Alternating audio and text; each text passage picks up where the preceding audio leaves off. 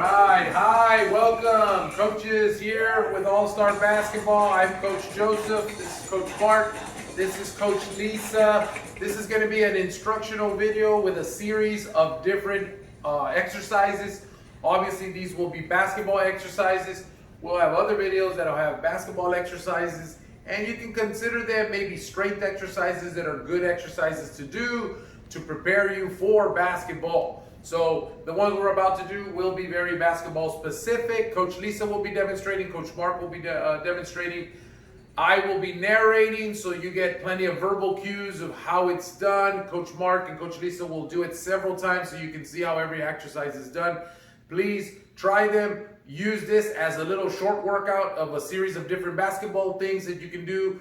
We are in a studio, also known as a living room. You can do it in your house. You can do it outside. You can reference the video later to see, make sure you're doing everything correctly. So have fun with it. Do it. If you have brothers and sisters, they want to join you, by all means, even mom and dad. All right, let's get to it. Our first instructional video. Here we go.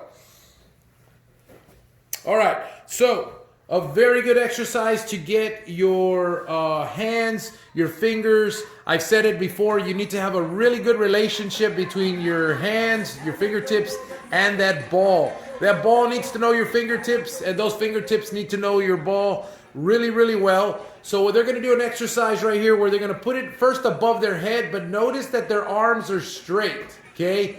Really straight. They're tapping it, okay? Over their head, over their head. Just kind of tapping it back and forth, back and forth. You may not be able to go this fast. You can go a little bit slower, okay? The point is you're trying to tap it from one hand to the other, but without actually grabbing it. Mostly using your fingertips. Just back and forth, okay?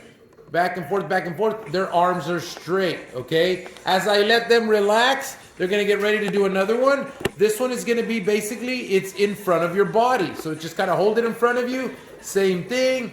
As you get better, you can go back and forth really quickly. It's really good. Coach Mark giving us a little turn so you can see what it looks like as far as your arms. You can go a little bit slower. The main thing is, don't worry about dropping the ball, messing up. You do not get perfect at this right away. Take your time. The point is, use your fingertips.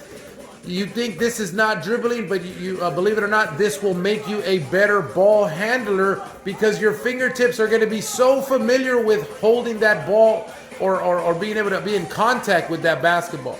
Okay, another one is basically bend your backs a little. And same thing, arms are still straight. This one might be the more challenging one because the ball's going to fall via gravity. But again, just keep trying. The point is you're using your fingertips, just kind of going back and forth. Really good exercise. Do each one for a few seconds. Take a little breather. Do it again. Do it while you're watching a TV show. This does not require any kind of gym to be able to do it. You just got to have your ball and you're good to go. All right. Okay. Now, still having the ball in our hands and still doing something with our head, our body, and our feet, we're basically going to have the ball go around. First, let's go around our head. Again, improving that relationship with the ball and your hands. So your ball is very familiar with your hands and vice versa. You're very comfortable handling that ball. There's three sizes of balls out there. There's the 27.5, there's a 28.5, and there's a 29.5. It works whether you're doing it with any of those sizes, no matter what your age, because you're still handling the ball. As you're getting older, once you're 10 and over, you should be getting ready to use the 29.5. Unless you're a girl, then you can use the 28.5. Anybody who's 9 and under, you're perfectly fine using the 27.5-inch basketball. You'll see that number on the basketball. Okay, not just the head, they also go around the body. And look, as you can see, they're going one way, but you want to be able to work both sides, go both ways. So you learn how to do it in both directions. Again, Coach Mark and Coach Lisa could just as easily be watching their favorite TV show, but I don't know that they have one.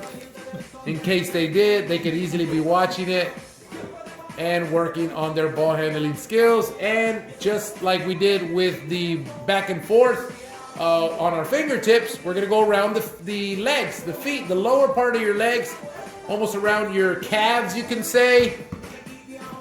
Don't have to go fast. Practice going slow. Some of you will go really slow at first. This is somebody, as long as you have a basketball, if you're 6 and up, you should be able to do this. You can do it slow. Don't forget, go both directions. You might be better going one way than the other. You do have to bend your back a little, bend your knees, get yourself in a good position to where you can get it around. You'll use a little bit of your arms too. All right. Very good exercise. Coach Mark, Coach Lisa will take a quick breather as they get ready for the next exercise. Okay, this one's a little bit more complicated. It will involve dribbling the ball. Now, we're going to be pivoting, which means one of our feet is going to be, you could say, spinning, but more importantly, it's staying on the ground, okay? Coach Lisa and Coach Mark are pivoting on one foot, and they are dribbling the ball. Now, they're going back right now, but you can also go forward. As long as you're spinning, you pivot when you're not dribbling, but you can just as much easily pivot while you dribble. Now, just like you're pivoting on one foot like Coach Mark and Lisa, you can go ahead and switch your hands and pivot on the other foot, okay? Again, dribble the ball low, spin a little bit quicker, make your pivots a little bit quicker, a little more sudden on your movements. And then you can see how you can progressively just kind of improve as you do this exercise. Work on both feet, work on both hands. That way you can dribble with your right and your left, and you can pivot on your right and your left. All right. Okay. Another really good exercise. Things are going to get a little bit more complicated here. We all have to eventually be able to do a layup. As you're younger, you get up to the basket and you kind of just shoot it closer to the rim. You kind of can hit the backboard, but it's not really a layup. As you're getting older, which means once you're turning 7, 8, your body has a little bit more control. You're able to get this layup down. So what we're going to do is we're going to do 2 steps to the layup. First, we're going to do it without a dribble. When you do a layup, you take 2 steps. Let's watch the coaches go across the screen and pick whichever one you want to see. And they're going to keep doing that. Watch what they're doing with their feet and with their ball, with the knee, okay? Now, they're not actually shooting a layup because we don't have a basketball court, but they are practicing their layup movement. Keep watching them carefully. Watch the feet. Watch the knee that goes up. The knee that goes up is the same one that goes up with the ball, okay? Doesn't matter if you're doing it with your right or your left. As you're younger, you're going to be more comfortable just with your strong hand, whether that be the left or the right. But as you get older, you will be able to do this with both your left and your right hand, which means your right or your left knee will go up. So remember, keep watching them. They're just taking 2 steps. On the second step, they lift. Their hand goes up like they're going to hit a layup, which is the ball hitting it off the glass. And the knee goes up. With the same, the hand that goes up is the same with the knee. The knee that goes up is the hand that goes up, or the hand that goes up will be the same knee that goes up. In other words, right hand goes up, right knee goes up. Left hand goes up, left knee goes up. Just keep watching them. No dribbles. Do this movement. You can even do this movement without a basketball. Right now they're doing it with a ball, which means they're kind of tossing it, and they are just letting it go and then catching it. Coach Lisa now demonstrating without the ball. Feel free to do it without the ball. Same thing. You need to get very comfortable doing this movement. Everybody will eventually have to master the layup if you want to be successful at basketball. As you get older, when you're younger, you kind of just get up to the rim and you kind of just bounce it off the glass as a regular shot. But as you turn 7, 8, and 9, that layup has to get better. Okay, now, as Coach Lisa and Coach Mark gather themselves, catch their breath real quickly, they're going to get ready for another exercise. It is also the layup. All they're going to do here is add a dribble. So you're going to challenge yourself a little. Same thing. You're going to take 2 steps. On the second step, you're ready to lift. Watch them going across the screen back and forth. But now they're adding a dribble. It could be 1 dribble. It might be 2 dribbles. You dribble, and then you go up. Remember, the hand that goes up is the knee that goes up. You want to think of it as the knee that goes up is the hand that goes up. Whichever way you want to think about it, that's what you're doing. You can take 2 dribbles, okay? You're basically practicing your layup, and this is something that you're going to do in traffic. What does that mean? When you're doing this move, there's probably going to be other players via defenders around you when you're doing this. Right hand goes up, right knee goes up. Left hand, left knee. So, very quickly, let me have Coach Mark and Coach Lisa pause.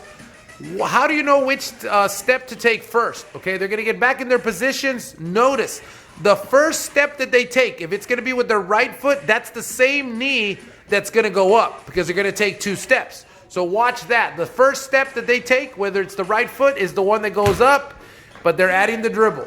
Okay, there it was in slow motion. Now they're going to keep doing it, repeating over and over, and just watch. This, you want to know which knee goes up? It's the same one you take your first step with. So whichever one takes the first step, that's the one that goes up.